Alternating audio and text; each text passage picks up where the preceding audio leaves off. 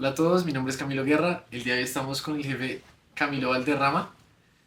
Con Camilo tuvimos la oportunidad de conocernos en un curso que estuvimos realizando en vacaciones acerca de VIH y enfermedades de transmisión sexual.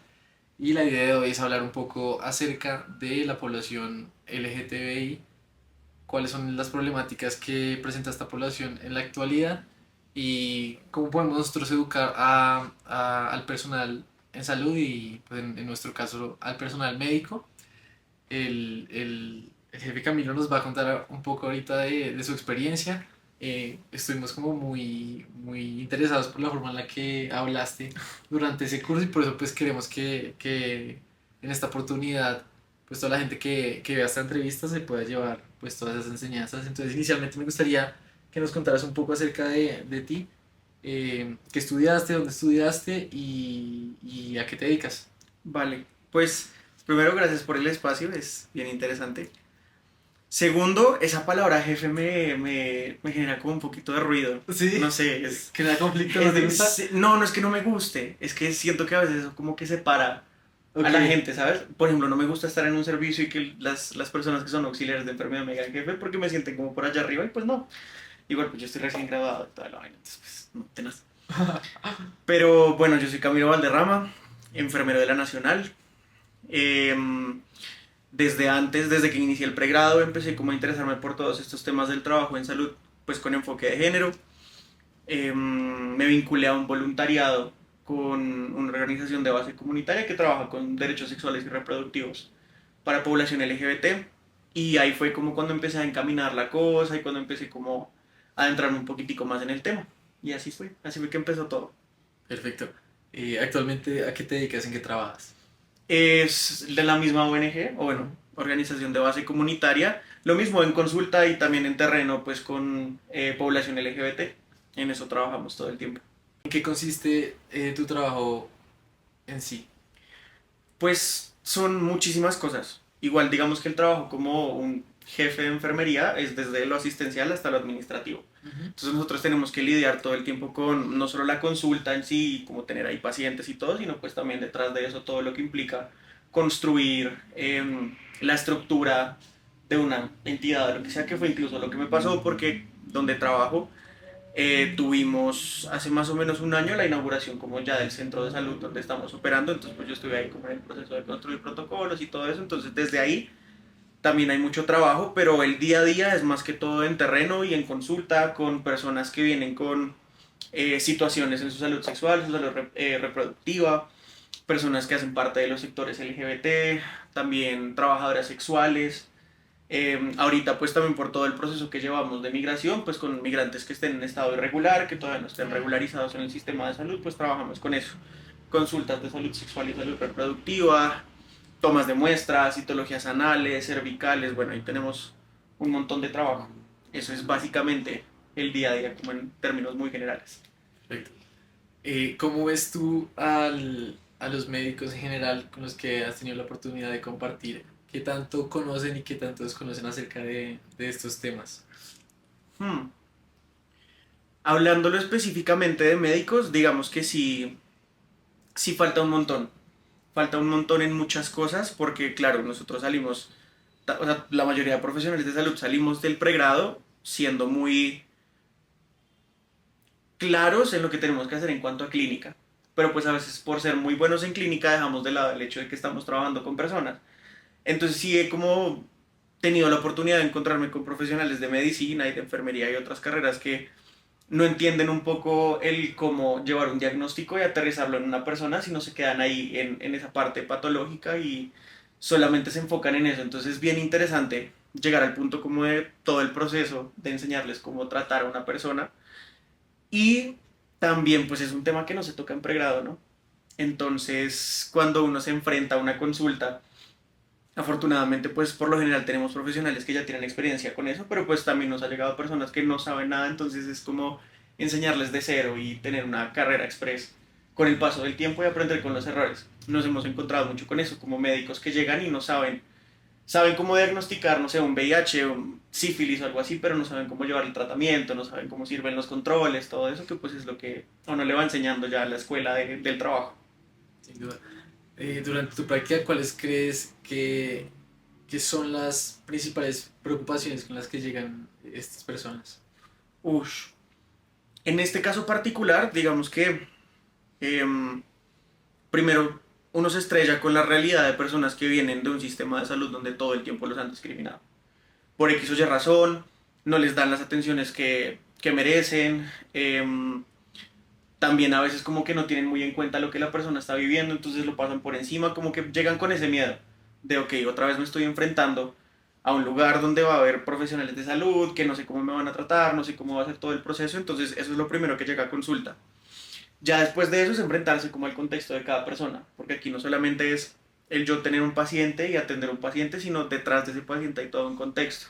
Por ejemplo, trabajar con migrantes en estado irregular, pues eso implica tratar de llevar, por ejemplo, un tratamiento de medicamentos con un paciente que ni siquiera está asegurado en Colombia. Entonces, ¿cómo voy a hacer yo para darle a esa persona medicamentos y garantizar que esa persona tenga una buena vida? Pues si ni siquiera tiene acceso como a lo mínimo en Colombia. Entonces, eso es como lo que uno todo el tiempo se va enfrentando. También muchas veces es estrellarse con realidades súper ajenas a lo que uno vive. Todas las personas tienen prácticas sexuales diferentes, todas las personas tienen actitudes diferentes, entonces también llegan como con un montón de información que a veces puede ser abrumadora, entonces uno se enfrenta como con la posibilidad de de hacer de tripas corazón y como manejar con profesionalismo lo que sea que uno se pueda encontrar. Eso es más o menos lo que uno se encuentra ahí en un servicio. En ese ejemplo que pusiste, ¿cómo funcionan las personas que no están como con un sistema de salud propio acá de Colombia? Es complejo, es muy complejo, digamos que ahorita las políticas migratorias y todo eso ya han mejorado un montón, pero igual nos estamos quedando muy cortos. Tenemos una ventaja dentro de la organización y es que no solamente está el equipo asistencial, sino también tenemos un equipo de apoyo jurídico, tenemos un equipo de apoyo psicológico y específicamente con las personas de jurídico, el caso se remite y pues también el derecho a la salud es un derecho universal, entonces pues se busca como por ese lado empezar a buscar la posibilidad de o que las personas consigan por ejemplo un permiso de permanencia o que ya directamente puedan de alguna u otra forma vincularse al sistema de salud, así sea subsidiado por un CISBEN o algo por el estilo, pero pues tan pronto llega el caso, se reporta con el equipo de jurídico y jurídicos ya se encarga de llevar todo el proceso hasta que la persona pueda acceder a un sistema de salud. Y en general, lo logran. Sí, son peleas bien difíciles, porque igual, pues tristemente no debería ser así, pero pues en Colombia todo se mueve con dinero, ¿no? Entonces a veces no es conveniente para el sistema de salud tener una persona a la que tienen que subsidiar, pues porque es un gasto del dinero para alguien que no puede, digamos que devolverlo también con dinero. Pero sí se logra, la mayoría de veces se logra, afortunadamente, con un poquito de peleas, pero se logra. Que, además de esto que estamos hablando, ¿qué otras barreras crees que existen para acceder a servicios de salud? Uy, son un montón de barreras. Nos enfrentamos como primero por la parte estructural. Entonces tenemos servicios de salud con burocracia, donde para yo poder acceder, no sé, a una prueba de VIH o sea, hoy en día funciona con una prueba rápida que en 15 minutos ya te sacan el resultado solo con una gotica de sangre, yo tengo que pasar por una consulta de medicina general, no sé qué, y tan pronto tú llegas ya a ese punto han pasado que 1 o 2 meses de puro papeleo, de puro protocolo que pues en realidad es innecesario. También como en cuestiones estructurales uno se encuentra mucho con procesos lentos, procesos incluso innecesarios. Me acuerdo mucho cuando yo estaba alguna vez en mi EPS intentando hacerme como mis pruebas. Yo fui a consulta de medicina general, a mí el médico general me dice, mira, tienes que llamar a este número, pide cita con laboratorio clínico para que te tomen la muestra. Hago eso, me toman la muestra, bla, bla, bla. Eso ya para ahí pasó una semana. O sea, el día de la consulta, a la semana me tomaron la muestra que pues, fue directamente en tubo de muestra, que pues hoy en día no es necesario. Y después de eso tuve que esperar un mes a que saliera el resultado, pero tenía que ir personalmente a la EPS para que me dieran mi resultado. Cuando en realidad, como hoy en día funciona esto, yo veo una carpa en la calle, 15 minutos de una prueba, y me dicen como reactivo, no reactivo, y sigue con tu vida. Entonces, eso también unos procesos muy lentos, uno se encuentra em, con profesionales de salud que cuando ingresan a un servicio a trabajar no tienen conocimiento. Y yo entiendo que cuando uno sale, por ejemplo, de pregrado, no, puede que sepa mucho pero no sepa nada. Pero pues lo mínimo que uno espera es que por lo menos las personas que ingresen a trabajar tengan la intención de aprender. pero pues uno se encuentra mucho con personas que no les interesa aprender nada. Entonces, pues por ese lado también es difícil. Lo que ya sabemos, uno se encuentra con estigmas, uno se encuentra con imaginarios colectivos detrás, no solo de los sectores LGBT, sino también de las personas que viven con enfermedades de transmisión sexual. Eh, por ejemplo, no sé si alguna vez escuchaste de un caso durante pandemia de Alejandra Monocuco. Ella era una trabajadora sexual trans del Santa Fe. Estamos en pleno pico de pandemia. Sus compañeras de la casa donde ella vivía consultan y llaman a una ambulancia porque pues ella no estaba respirando, toda la vaina. Llega la ambulancia al lugar y se enteran que ella es trabajadora sexual, que era VIH positivo y que era una chica trans. Y los de la ambulancia deciden no atenderla porque les daba miedo contagiarse. Y la chica muere. Esos son el tipo de cosas con las que uno se enfrenta todos los días y que todo el tiempo se va enterando como las personas tienen estigmas porque no tienen conocimiento, entonces se da un servicio terrible y también pues falta de interés, que fue algo que me gustó muchísimo en el curso en el que nos encontramos porque pues era muy gratificante ver un montón de profesionales de todo tipo e incluso pues estudiantes que por lo menos se interesaban del tema y que si el día de mañana se enfrentan a eso pues van a tener herramientas para poder actuar, pero pues son personas que les interesa o que dan como la milla extra. Si no es así, pues uno ni se entera de esas cosas en un pregrado. Entonces, eso yo creo que a términos súper generales es lo que uno se puede encontrar. ¿Qué consejos puntuales podrías darle al personal de la salud, más específicamente a los médicos, para poder brindar una mejor atención? Yo creo que es algo a lo que nos enfrentamos mucho como personal de salud y es el hecho de conocer temas que no todo el mundo conoce, inconscientemente nos llena de un ego que nos creemos intocables, que lo tenemos que saber todo. Entonces lo primero que yo siempre recomiendo es preguntar. Nunca, nunca nos las vamos a saber todas. Todos los días enfrentarse a una consulta con un paciente es aprender algo nuevo. Y a veces también como esta imagen que debemos mantener y que los médicos deben mantener de profesionalismo, pues no queda muy bien de repente uno parece que no sabe lo que le está contando un paciente, ¿no? Entonces, pero lo primero es preguntar. El momento en el que uno pregunta también le está dando al paciente la posibilidad de contar su experiencia y darle un protagonismo dentro de la consulta, porque tristemente uno se suele encontrar como con relaciones de poder donde yo soy el paciente y vengo a ti a decirte algo para que tú a mí me ayudes, pero nunca se piensa como esa consulta en la otra dirección, donde si bien yo tengo un conocimiento, la persona que está llegando a mi consultorio me va a dar algo totalmente diferente a lo cual yo tengo que adaptar mi conocimiento. Entonces lo primero es eso, preguntar. Lo segundo, estar siempre dispuesto a aprender.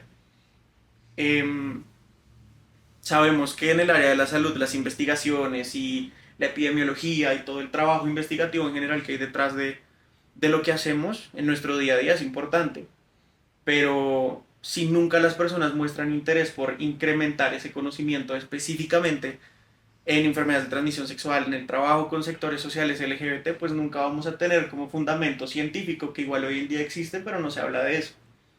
Entonces yo creo que también están muy dispuestos a conocer todo el tiempo, a investigar, a empaparse del tema. Hoy en día existe muchísimas cosas como que nos pueden dar una guía tanto en Colombia como en Bogotá de cómo tratar a estas personas, a qué servicios se puede acceder, a dónde se puede ir, todo eso. Entonces, investigar que la persona tenga como ese bichito de la curiosidad para todo el tiempo andar detrás de más información que pues al fin y al cabo nunca se va a acabar la información, ¿no?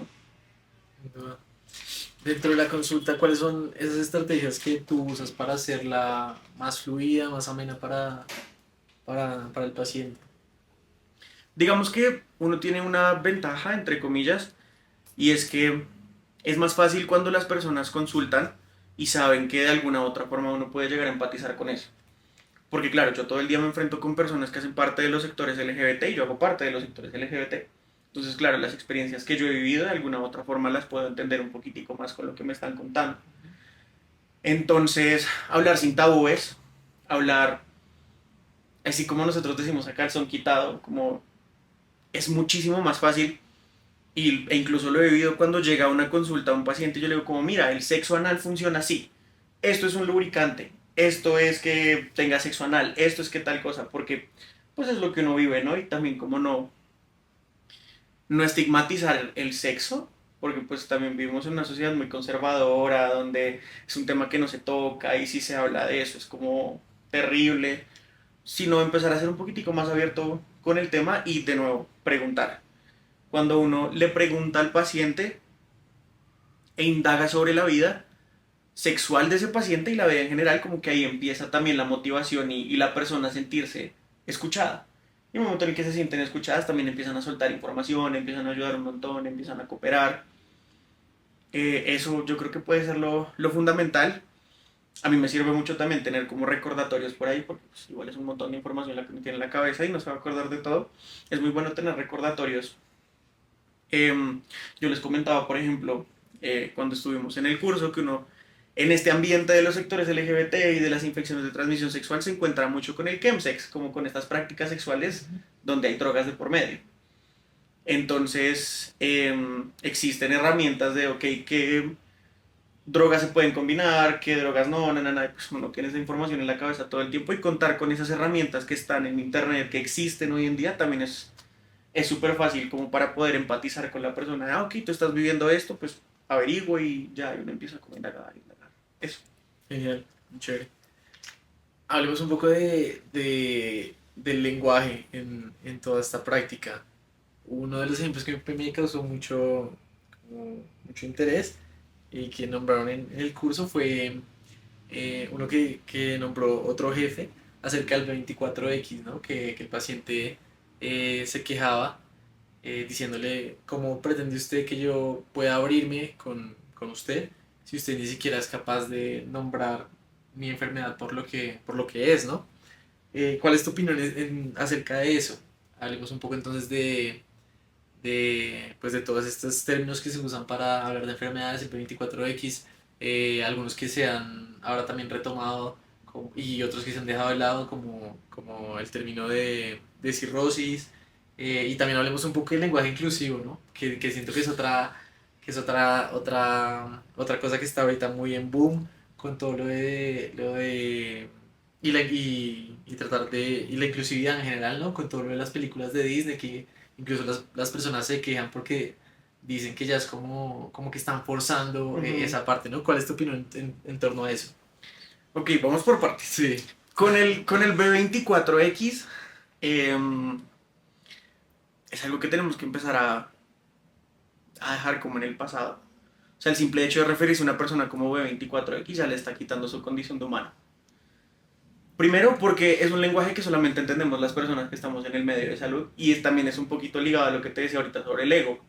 Como claro, pues no es lo mismo que yo llegué a hablar a un servicio como tenemos un paciente B24X a decir un paciente con VIH. Eso te quita como un poquito de ego y de conocimiento en el mundo en el que uno se mueve. Entonces, primero, con el paciente me parece súper innecesario hablar de eso. Primero, porque pues de qué le sirve saber cómo en un manual de diagnósticos está eso establecido cuando pues más allá de eso es como toda la experiencia del paciente. Y creo que eso también tiene que ir un poquito encaminado en algún punto dejar de utilizarlo incluso dentro del personal de salud. Porque eso, de nuevo, es llevar una situación individual con cada persona a un diagnóstico de un libro. Y ahí es donde se pierde muchísimo la humanidad y la humanización de la salud. Entonces, eso me genera a mí muchísimo conflicto, la verdad, y otras formas incluso de... Es que, es más, no a todo el mundo le parece cómodo que le digan, "Ay, es que usted es VH positivo, o usted es cero positivo, o usted tiene sífilis, o lo que sea". Pregunten, hey, con tu diagnóstico, ¿cómo te gusta que te llamen? Hay gente a la que no le gusta hablar del tema, que simplemente es como algo que no debe ser tenido en cuenta, así como hay personas que son muy abiertas con el tema, es como a mí, díganme, pues sí, Camilo con VIH y ya, normal, o sea, pues porque es mi vida común y corriente. Entonces, claro, pasamos por encima de la voluntad de los pacientes por darle prioridad como a un término que nadie entiende, solamente entendemos las poquitas personas que somos parte del equipo de salud. Eso me parece súper importante y también, como retomando un poquito la pregunta de qué me sirve a mí en consulta, creo que es muy importante preguntarle a los pacientes cuando no entienden algo. Porque claro, yo tomo una prueba, no sé si ustedes han visto como los formatos que existen cuando uno toma las pruebas rápidas, que pues es todo un documento que saca la Secretaría de Salud y al final uno pone el resultado. El resultado específicamente de VIH no dice positivo o negativo, sino dice reactivo o no reactivo. Entonces, claro, cuando yo entrego el documento, que pues eso queda en custodia del paciente, yo le digo, ay, mira, prueba de VIH, no sé qué, cuarta generación, nada, nada, reactivo. Y todos quedan como, pues eso qué significa, tengo, no tengo. Entonces, preguntarle al paciente, como quieres que te explique algo, todo quedó claro, algo que de pronto no entiendas cómo va a funcionar, incluso la prueba. Cuando uno toma una prueba, la gente tiene la idea de que como tiene que ser sangre, entonces mejor dicho me tienen que sacar las venas y tienen que hacer, y pues no, es un pinchacito para una gotica y se demora 15 minutos, que a uno cuando está en terreno también le funciona un montón como para llamar pacientes. Por ejemplo, hacemos muchas campañas afuera de las universidades y pues el universitario vive en carreras, ¿no? Entonces no tiene tiempo a que sentarse, nada, nada. Con uno decirles, hey, te demoras 15 minutos y en 15 minutos sabes si tienes o no una infección de transmisión sexual, eso ya es, es como un paso grandísimo. Y ya para no desviarme tanto del tema, en cuanto al lenguaje inclusivo, hmm, eh, me siento como hablando de un tema súper controversial. Ajá. A título personal yo estoy de acuerdo con eso, porque entiendo también como que hay detrás de... pero yo sé que puede llegar a ser difícil, puede llegar a ser muy complejo manejar esos temas porque justo algo que yo trato de explicarle a las personas con las que trabajo es que cuando uno está trabajando en salud, lo que uno piense y lo que uno considere correcto o incorrecto no importa. Eso es lo menos importante del mundo. O sea, yo puedo estar de acuerdo con que una relación sea monógama, entonces solamente está esta persona con esta persona, no tienen interacción con nadie más, pero si a mi consultorio, que pasa todos los días, me llega una pareja que tiene una relación abierta, me llega un poliamor, personas que son swingers, se intercambian parejas sexuales, pues fue pucha, independientemente de si yo esté de acuerdo o no esté de acuerdo, eso es lo menos importante ahí, yo tengo que actuar y yo tengo que atender a mi paciente. Entonces a eso también va muy dirigido lo del lenguaje inclusivo. Y hay una frase que yo creo que uno escucha mucho y es muy de cajón, pero cuando uno la analiza es muy cierta y es que lo que no se nombra no existe. Y si, por ejemplo, en este momento yo a ti te empiezo a hablar en femenino, de pronto te genera un poquito de ruido porque pues tú no te identificas con eso, no sientes que te esté hablando a ti. Y sucede exactamente igual, si hay una persona a la que yo le estoy hablando en masculino o en femenino y no se identifica con eso, pues qué necesidad yo de generarle una incomodidad. Y si no sé cómo se habla, pregunto. Me llegan, ¿por qué pasa? Cuando uno está haciendo toda la consulta en salud sexual y reproductiva, pues uno pregunta orientación sexual, identidad de género, que pues también es muy importante entender la diferencia de todos esos términos. Claro, cuando uno pregunta identidad de género, me llegan personas que me dicen, no, yo soy no binario.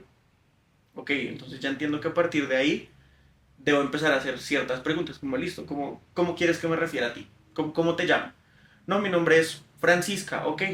¿Cómo quieres que te diga? No, solo Francisca. Listo, perfecto, no es importante especificar en él, ella, nada. Así como también va a haber personas que lo van a querer exigir porque hace parte de su comodidad y hace parte de su identidad. Si yo Camilo Valderrama me identifico como un hombre y me siento cómodo con que se refieran a mí como hombre, pues me parece un poco violento y un poco grosero que otra persona se refiera a mí de otra manera, pues porque está literalmente yendo en contra de mi tranquilidad. Entonces, creo que esa es como la idea general que debemos tener en cuenta. Lo que no se nombra no existe, no debemos tener miedo a equivocarnos, todo el tiempo preguntar y tener la tranquilidad de equivocarse. Equivocarse no está mal. También porque, pues, justo lo que dice ahorita, no las sabemos todas. E igual es enfrentarse como algo pues, que uno a veces puede llegar a desconocer. Y si ya definitivamente queda muy difícil, existe literatura donde te dan consejos de cómo referirte a una persona sin necesidad de especificar en su género.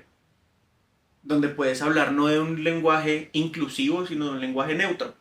Donde te refieres a la persona o a las personas sin necesidad de establecer si es una persona masculina, femenina, no binaria, bla, bla, bla. Entonces, em, de nuevo, es que todo se resume casi que en lo mismo.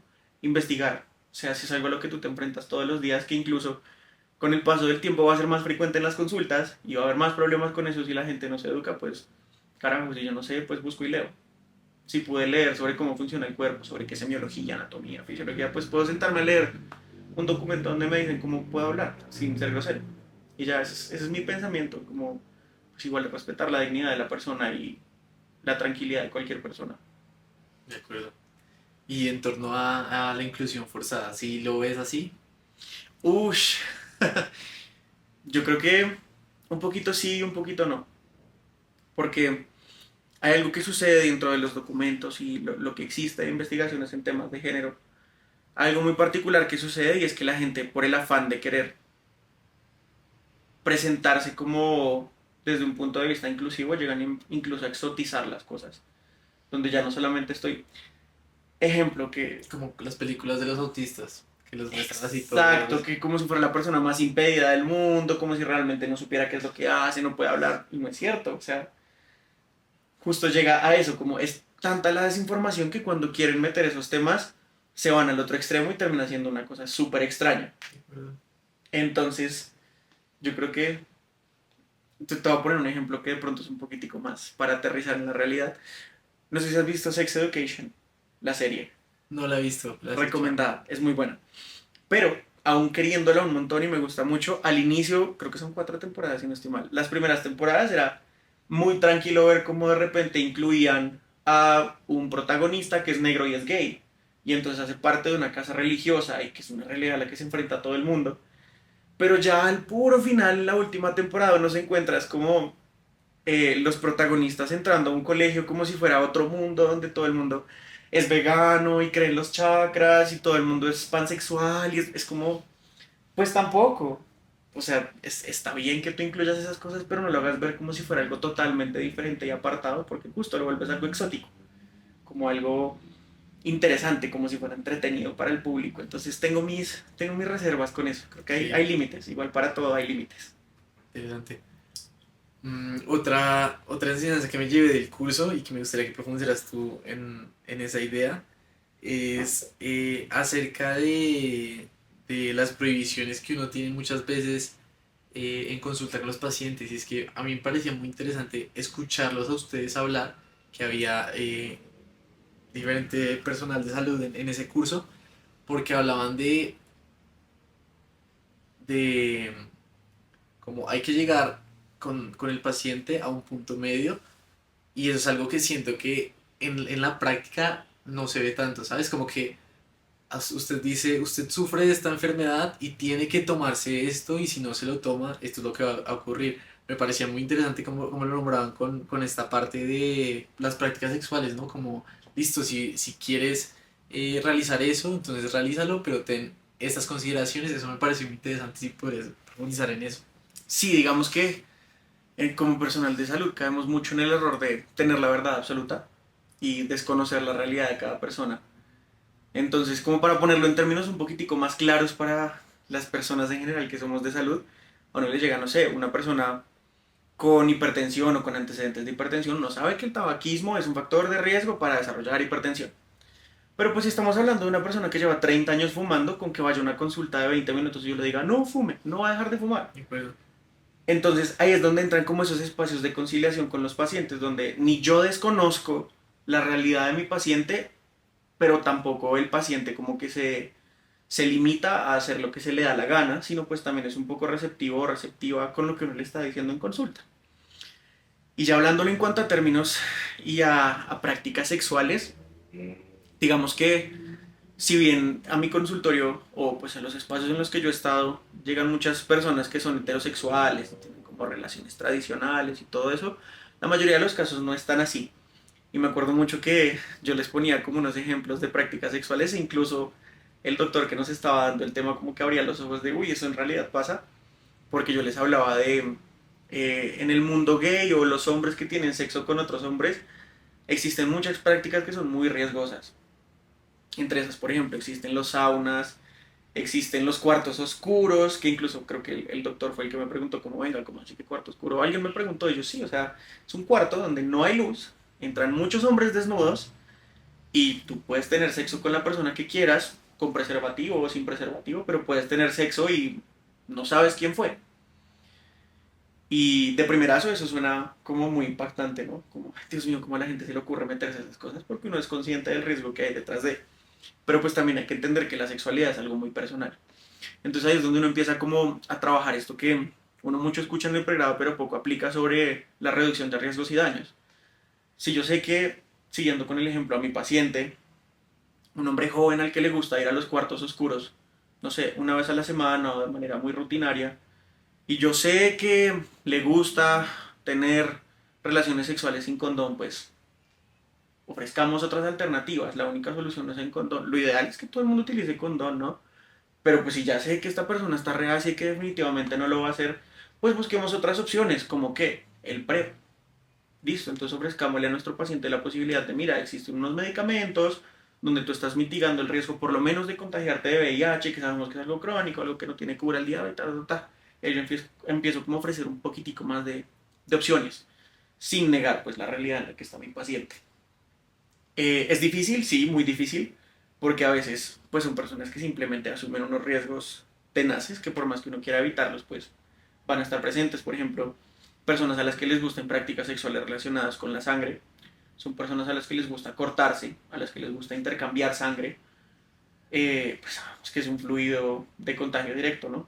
Y más si está como en contacto con heridas abiertas, es algo muy difícil. Pero uno aprende a ser un poquitico más inteligente con esas cosas, a recomendar como, bueno, puede que te gusten las prácticas, pero entonces ten cuidado con las mucosas, ten cuidado con heridas abiertas, ten cuidado con, como con esas cosas que más me ha pasado. El sexo anal, también la gente desconoce mucho que, pues, por el ano también es una ruta de contagio de muchísimas infecciones de transmisión sexual, entonces hacer recomendaciones básicas como qué tipo de lubricante puede utilizar. La gente no sabe, incluso el personal de salud no sabe que existen lubricantes a base de aceite que se utilizan para otras prácticas que no sean penetrativas y existen los que son a base de agua donde tú sí puedes aplicar la penetración porque no generas fricción, porque no genera ruptura del tejido, bueno, muchísimas cosas. Entonces aprender como eso y eso también va muy ligado al investigar y al conocer un montón. Es difícil, no es fácil, no es fácil porque igual un paciente no va a dejar de pues disfrutar del sexo si es lo que le gusta, si está expuesto a riesgos, que pues, tristemente es a lo que uno se enfrenta muy seguido. Pero pues la persona que esté interesada en el tema y que todo el tiempo esté actualizándose, yo creo que es alguien que puede llegar a lidiar con eso. Chévere. Como mensaje final, hoy que hemos hablado tanto de estigmas, ¿qué le dirías a la población general en torno a las enfermedades de transmisión sexual? ¿Cómo debemos concebirlas hoy por hoy? ¿Cuáles son realidades y cuáles son mitos? Las ETS son, o sea, están y tristemente vinieron para quedarse. Hasta que no encontremos una solución para que todo eso se erradique, pues es una realidad. Eso uno. Dos, em, no tiene por qué ser un tabú enfrentarse a una enfermedad de transmisión sexual. A veces también por el miedo a ser juzgado o juzgada o algo por el estilo, la gente ni siquiera consulta. Es cuando uno tiene pacientes en estadios muy avanzados de las enfermedades y es complejo, es muy difícil.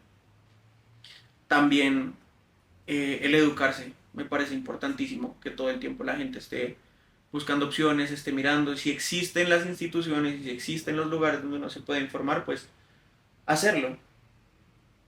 Em, También una persona que vive con una infección de transmisión sexual no es un ser extraño, no es alguien que uno no se pueda acercar.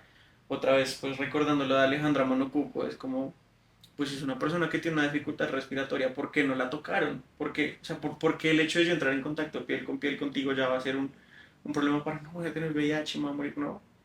Una persona que realmente esté educada al respecto sabe que eso no es una ruta de contagio. Incluso es muy interesante enfrentarse a personal de salud que lleva muchos años de experiencia, al que yo les digo como, ¿sabía usted que el sexo oral no es una ruta de contagio de VIH? La gente, ¿cómo así? Ya hay estudios e investigaciones que dicen que hay unas enzimas en la saliva que facilitan que el contagio de VIH no se dé por vía oral genital, pero la gente no lo sabe. Obvio hay otras infecciones que sí, pero específicamente con el VIH no. Pero pues porque ¿cómo habrían de saberlo si se educan? Y pues afortunadamente hoy en día existen un montón de herramientas al respecto, no solamente para trabajar como con infecciones de transmisión sexual, que para eso hay más investigación, sino también para trabajar con los sectores LGBT. Entender que aquí estamos, que aquí vamos a seguir, que todos los días también como con tener espacios más abiertos va a ser más común enfrentarse a esas situaciones y nos guste o no nos guste, debemos estar en la capacidad de responder a eso. Y no tiene por qué el sistema de salud ser un espacio inseguro para las personas que hacemos parte de los sectores LGBT, porque pues somos una persona común y corriente y también tenemos situaciones de salud y también tenemos necesidades, también tenemos preguntas y pues eso no determina como la calidad de la atención. Incluso pues no sé si te interese, yo tengo un montón de literatura al respecto sobre cómo existen los sistemas de salud afirmativos, que así se conocen, o modelos de salud afirmativos, que son aquellos donde incluyen el enfoque de género, el enfoque de derechos, el enfoque de vulnerabilidad para construir un sistema de salud desde las bases, donde básicamente la discriminación como que no sea una opción. Existe mucha literatura sobre el lenguaje no sexista en los servicios de salud, sobre el lenguaje inclusivo, lenguaje neutro. La gente ni siquiera lo sabe, pero el Plan Decenal de Salud Pública, que es el que ahorita está aplicando de 2022 a 2031, si no me equivoco, tiene un apartado de enfoque de género, donde se debe garantizar la atención de calidad a mujeres y sectores LGBT, y la gente no lo sabe, o sea, sin querer meter terror, pero por no informarse, la gente no sabe que incluso está cayendo en un delito. O sea, mi tarjeta profesional está de por medio si yo estoy discriminando a alguien en mis servicios porque hay una política a nivel distrital, nacional e internacional que cubre la salud de esas personas y la gente no lo sabe. Ahorita están así, hicieron una actualización en Bogotá de la política pública LGBT que se llama 2021 a 2032, donde también se está hablando del acceso no solamente a los servicios de salud para sectores LGBT, sino también acceder a trabajo, acceder a vivienda, acceder a servicios de todo tipo, pero la gente no lo sabe. Pues el hecho de que sea una política pública que esté reglamentada también nos pone en la responsabilidad como profesionales de salud de educarnos al respecto, de buscar las alternativas para brindar un servicio de salud capaz de lidiar con las situaciones de todas las personas, que es en últimas lo que debería ser, ¿no?